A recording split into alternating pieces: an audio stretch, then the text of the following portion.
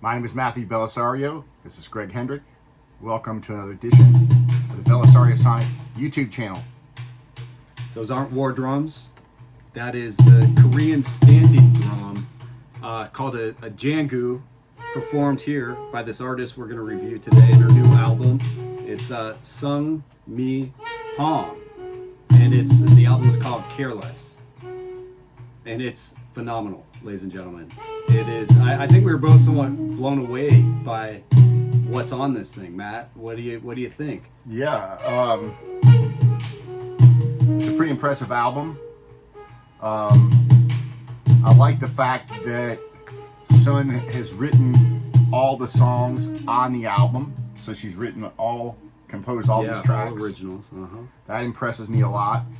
Just knowing how hard it is to write music that you're happy with and be able to compose a whole album of new jazz songs, that impresses me. Yeah. I really like the record. I would definitely say that from a compositional level and from looking at this as a whole, as an album, that it really has a nice consistency to it. Yeah, I mean, how would you go about describing her sound? Because to me, it's contemporary. It's a bit avant-garde. It's modern jazz. I mean, it's very, very complex, moody. Complex at times and simple at times. Okay. Okay. A little bit of Miles Davis, I think I can hear in there a little bit, where they're improvising over some simple melodies at times, and then other times it gets more complex. Right. You have a good mixture of up tempo and mid tempo, and also these compositions that change throughout the composition and develop, which I like. That it starts off slow, maybe picks up a little bit, maybe drops back down, then comes into a crescendo with a lot of things going on and intensity. So I really like this record a lot. Dynamic, dazzling, dynamic is a bright, colorful, but with space in between. Yeah. Yeah. Well, let's talk about where did Sun Sung Mi Hong from Korea, South Korea originally, right? Right. Born and raised in South Korea. She grew up listening to music. Her parents made her go to church, she says, so that's where she heard the drums first. That influenced her love for the drums, she says.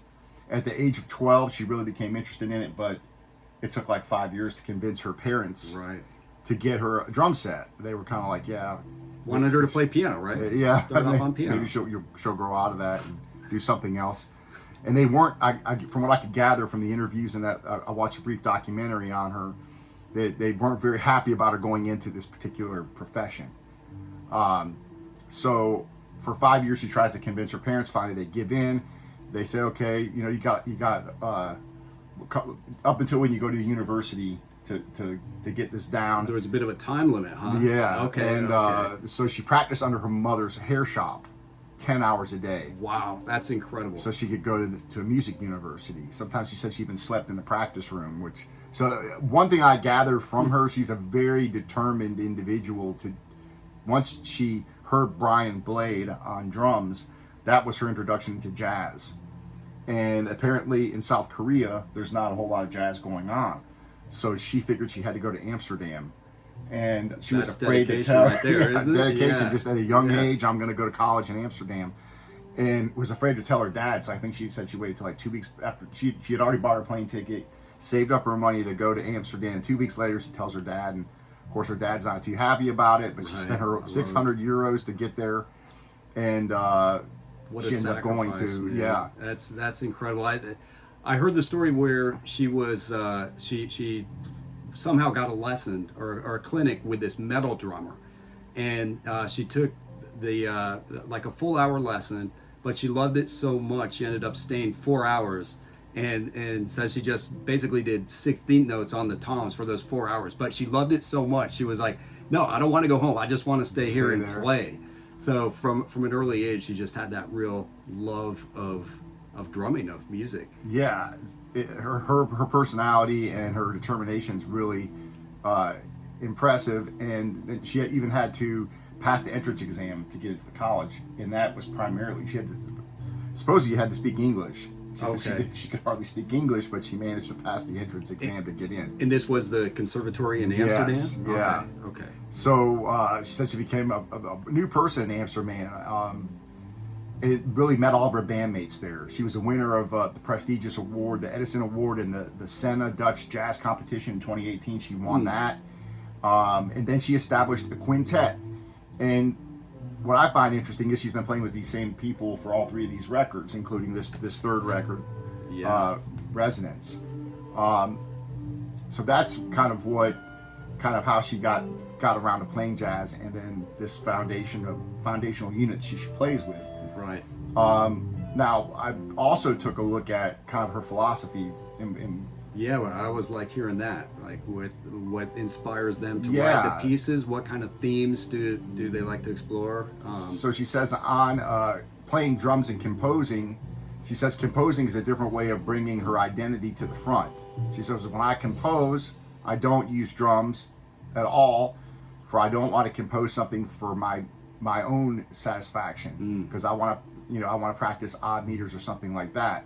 She's like, but what she really enjoys is composing with other people. Yeah.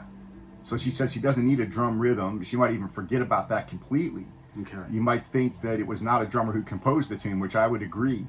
But her main thoughts is making it interesting for everybody playing together, her unit. Yeah. And she says that she's learned more about playing by practicing and playing with her bandmates than really anything else. So that's kind of, but she said in order to play jazz well, you have to hear the others you're playing with and be able to adapt your playing to improvise well. She also said she went to a lot of jam sessions in Amsterdam. She learned a lot from those jam sessions. That's incredible to think about, that there's this vibrant jazz scene with all these international artists converging in Holland, right? You know, we don't think of that here in the States. We think of the U.S., you know, New York City, Chicago, New Orleans, the epicenter of jazz. But around the world, it's thriving in these communities like Amsterdam, like Alistair, the trumpet player. I'm not sure where he's from, but I think she performs with two Italian players, and there's another Korean pianist I think she performs with from time to time. Yeah, Shirin Im. Which she's a piano player. Yeah, Niccolo Ricci, the tenor sax, Italian. So it's just a beautiful conglomeration of international jazz superstars. And this recording was done in 2021. It was mixed in Amsterdam, but it was mastered by Alistair Payne, who is a trumpet player, which I thought was interesting. Yeah, that's incredible. Great player too, great performer on the album. We hear a lot of really cool solos, trumpet, really sharp, dynamic range.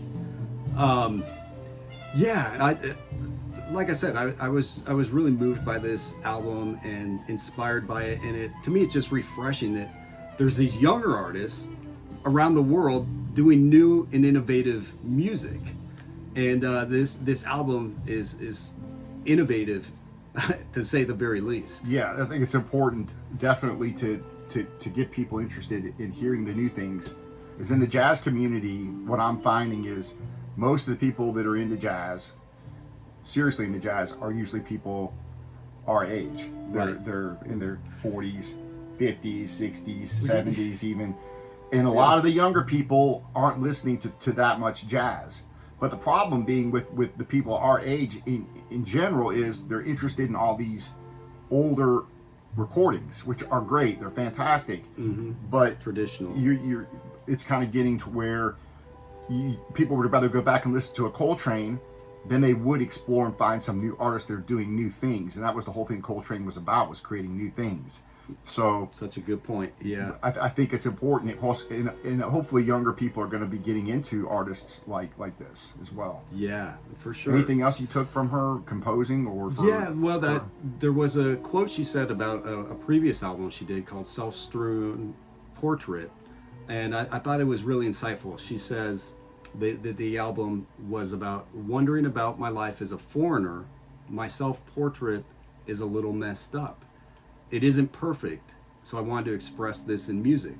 You know, I like that she has an openness about her sound, you know, and I think that relates to how she composes these pieces, how she involves the other musicians. there's just a very open and willing spirit behind the music, and I really respect that about her. Then she also points out that her instructors in college were very influential on her learning as well. That's great. It's always good to hear that. Well, let's go through the songs. We'll breeze through those. All of these were composed by her. The record was produced by her and Alistair Payne, and recorded in Amsterdam, 2021, released in 2022, and we've got pretty much all these songs. There's quite a bit of variation. Some of them are like over 9 minutes long. Other ones are as short as 2.5 minutes. So let's dive in and talk about the first one, which I think just catches your attention right off the bat. Careless. 9 minutes and 29 seconds. Yeah, this grabs your attention from the start. It's a really interesting groove. I'd say a frenzied driving shuffle. And it sounds like 4/4, but it might be 9/8. I think she's doing some odd time signatures in there. The casuals aren't going to catch. I certainly couldn't. But I just love how she's already incorporating these really unique rim shots, hi-hat flurries, very syncopated, busy, complex.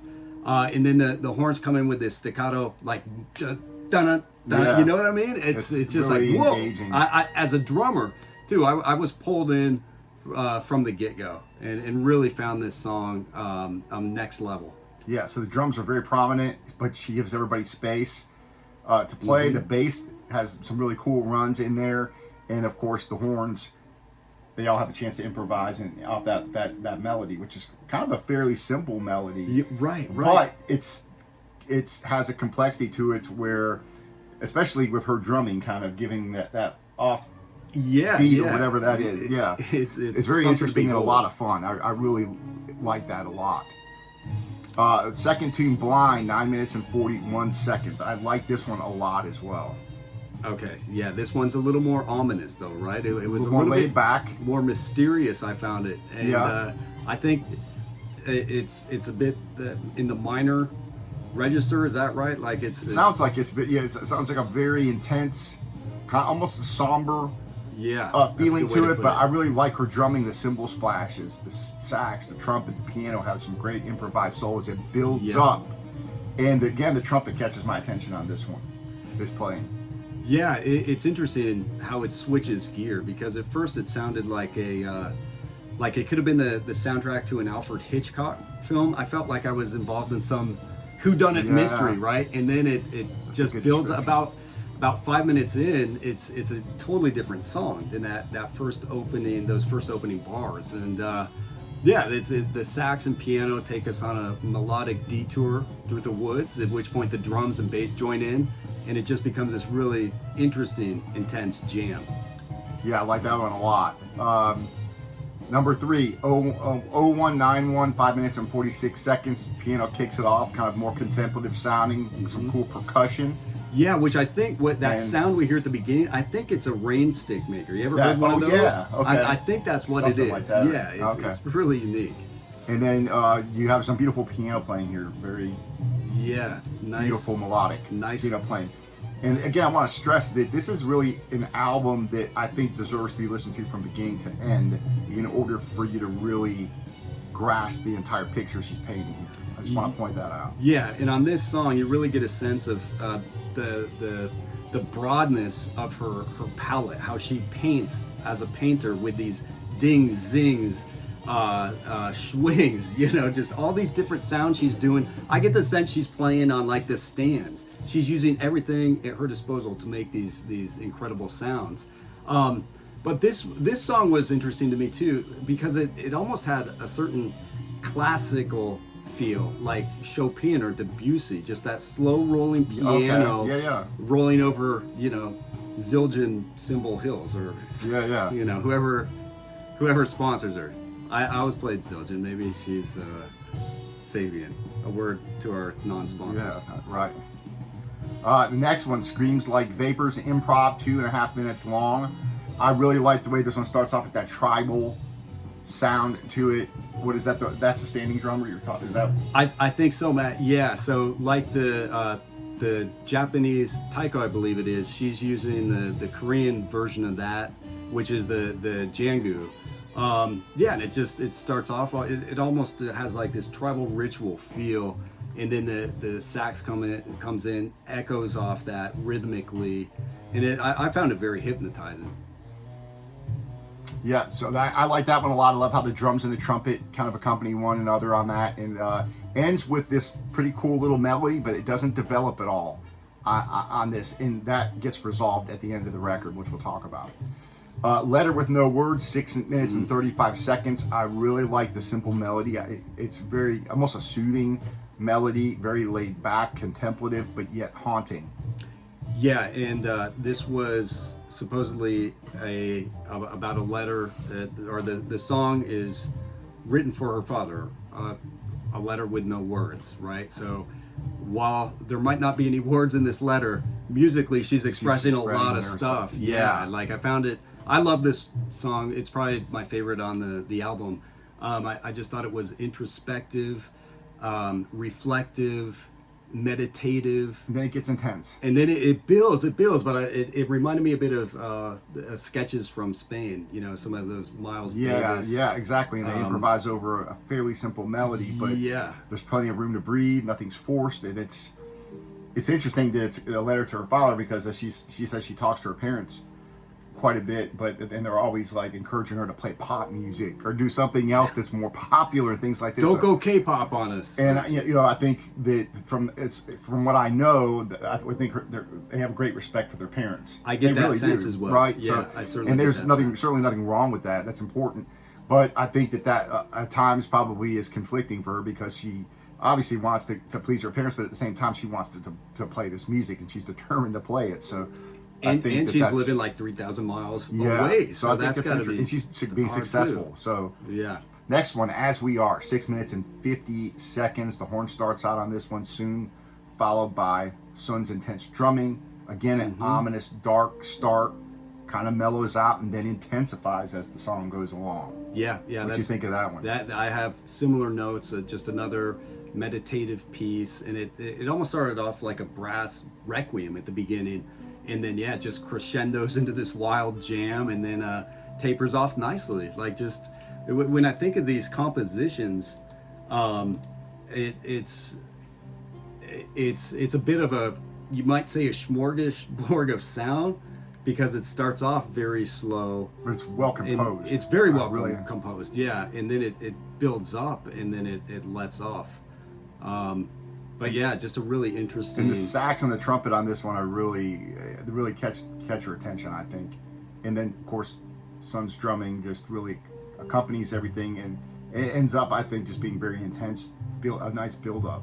It's well composed. It really is. Yeah, it really is. But what's interesting, if you listen to like the first minute and say like minute 4, you're gonna think it might be a different song. Yeah, like right. I think it takes a really trained ear to hear that. Sit down Okay, and- there's actually structures that reflects those opening bars. And I also want to point out, I've listened to this at least, I'd probably say 12 or 15 times now, total, all the way through. A lot of times driving, sometimes on the turntable, but the last time I sat down here in this room with the speakers right in front of me and playing it really just listened to it all the way through, gave me even a deeper perspective. So that just shows you how cool this record is. Yeah, The absolutely. next song is Home, 5 minutes and 16 seconds. The sax and piano kick this one off. Again, a mellow move, very spacey, I think. What'd you think of this one? Yeah, I couldn't tell if there were some strings at the beginning. Was that the was it a violin? the bass? Or was it the bass? bass or the Yeah. bow? Okay, I'm that, thinking. that could be what it was. But there was, when the horns come in, it's almost like a wailing, a longing, a sadness, Yeah. a loneliness. And I think this is, about missing home, perhaps. Yeah. Like there was a sense of homesickness almost. But again, just a beautiful, meditative, reflective composition. I really enjoyed it a lot. I did too. And again, it flows through nice. I think the order of the tracks, coming from a guy that likes albums, versus a playlist where you pluck 3-minute songs or 5, whatever your favorite playlist. Right. And of course, that's nothing wrong with that. But when it comes to something like this, that does a disservice when you want to pull just a track out and put it on your favorites. Not that you can't do that, but it kind of takes it out of context. is I guess my point with a record like this. So coming from that viewpoint, I think that this is a really strong album, and it closes out with a beautiful Screams Like Vapors encore, which the melody of the first one where it was closing out and you barely heard that melody. Yeah, the one that starts with the Sangu drums. Yeah. And that little melody's there, and then it just fades out, and it doesn't develop at all. But here it comes back in, and you hear that melody for 2 minutes and 29 seconds, or 2 minutes and 19 seconds, and that's kind of a coda. I think is kind of what I thought of it as a closeout of the record. Yeah, it's the perfect book ending to just a perfect album, I think. I love that you were talking about how the theme of an album, I don't think we think about that much in this day and age of, oh, let me grab my favorite track and just put it on the playlist. But listening to the album from start to finish, you really get a sense of a theme, of a personality that you're not going to get just hearing, one song here and one song there. Right. But everybody buy this album. I mean, go out and support her. You know, some of her views only have like 1,000 hits, and she should be having 20,000, 100,000. Should be way more popular than what it is. So go out and get the record. Matt, well, real quick, my friend, what do you rate this album? I would rate it 9.5. Again, it's hard for me to give anything a 10 Desert Man, Island status. I've never heard you go this high, ladies and gentlemen. This really is groundbreaking. Yeah. So, again, you have to be in a certain spot to get a Desert Island label, Desert Island star, but this is very good. It's very close, yeah. I give it a solid 8. Buy the album. Go out and pick it up, and we're going to close out here listening to just a little bit more of this and crank it up. Sun Mi Hong. The album is Careless. Here's the closeout, the coda, with that melody. Nice timing on the pod, if I do say. Yeah, that's perfect.